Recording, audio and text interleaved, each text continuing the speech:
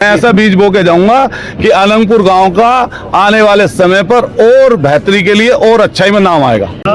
हमारे साथ हैं विधायक अतुल प्रधान। सारे शासन प्रशासन की नजर थी कि अतुल प्रधान आएंगे और पता नहीं क्या बीज बो जाएंगे। ये सबकी नजर थी। गुर्जर समाज कहीं ना कहीं परेशान है और देख रहा है कि अनंगपुर गांव की जो हालत है इस वक्त, उनका लाल डोरे को लेकर, उनकी जमीनों को लेकर जो चीजें उनको नहीं मिली। मैं कोशिश करूंगा कि ऐसा बीज बो के जाऊं कि अनंगपुर गांव की ख्याति और इसका सम्मान और बढ़े। यहाँ के नौजवान साथी संघर्ष करें, आगे बढ़ें, पढ़ाई करें, अपनी बेहतरी के लिए काम करें, दूसरी जाति दूसरे समाज के लोगों को जोड़ के रखें, एक दूसरे के सुख और दुख में शरीक हों। मैं ऐसा बीज बो के जाऊंगा कि अनंगपुर गांव का आने वाले समय पर और बेहतरी के लिए और अच्छाई में नाम आएगा। एक अहम सवाल, ये लोग अपनी लड़ाई लड़ रहे हैं, आप मेरठ से चलकर आ रहे हैं, आप मतलब दूर दूर से लोग आ रहे हैं, लेकिन फरीदाबाद गांव की जो आस पड़ोस के जो गांव हैं, गुर्जर क्षेत्र हैं, गुर्जर बाहुल्य जो इलाके हैं, वहां से कोई नहीं आ रहा। आएंगे वहां से भी लोग। ऐसा होता है कि जब तक चीजें लोग समझते हैं, मैंने ज्यादातर लोगों को ये देखा कि जब लोग इकट्ठे होने लगते हैं तब इकट्ठे होते हैं। तो मान लिया दूर के लोग जल्दी आ गए तो नजदीक के लोग अब आएंगे। 6 तारीख की कल की इनकी मीटिंग है, कमेटी बनाएंगे, अपनी आपसी बेहतरी के लिए काम करेंगे और 13 तारीख की महापंचायत जो होने जा रही है उसमें आप देखेंगे आसपास के लोग भी, हर जाति वर्ग के बड़ी संख्या में लोग इकट्ठे होंगे और सरकार को चेताने का काम करेंगे। और आपके माध्यम से सरकार को हम एक चेतावनी देना चाहते हैं कि जनता की भावनाओं से खिलवाड़ ना करें।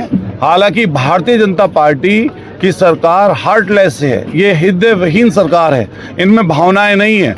इसलिए फिर भी क्योंकि जनता ने इस बार मैंडेट उन्हें और अच्छा दे दिया, तो इसलिए शायद कई लोगों को घमंड हो गया होगा।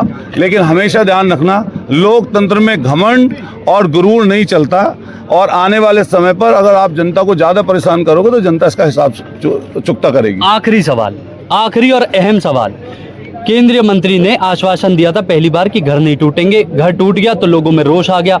दूसरी बार जब वो दोबारा गए, भाग दौड़कर जैसे भी वहां पहुंचे तो दोबारा आश्वासन दे दिया कि जेसीबी आएगी तो मैं खड़ा हो जाऊंगा। अब वो कहते हैं कि ये लोग राजनीतिक रोटियां सेक रहे हैं, अतुल प्रधान आएंगे तो कहीं ना कहीं राजनीतिक वर्चस्व उनका बड़ा होगा, इस वजह से ये लोग आना। मेरी कोई मंत्री जी से मेरी कोई लड़ाई नहीं है, ना कोई मेरा द्वेष है, ना उनके पद और ओहदे को लेकर मेरे अंदर कोई ईर्ष्या है। मैं तो बस इतना कहना चाहता हूं कि आपके ऊपर जो जिम्मेदारी है आप उस जिम्मेदारी को समझिए और जिम्मेदारी को समझकर जो आपके लोग हैं, आपसे जुड़े हुए लोग हैं, जो मदद के हुए लोग हैं, उनके लिए आपको खड़ा होना चाहिए।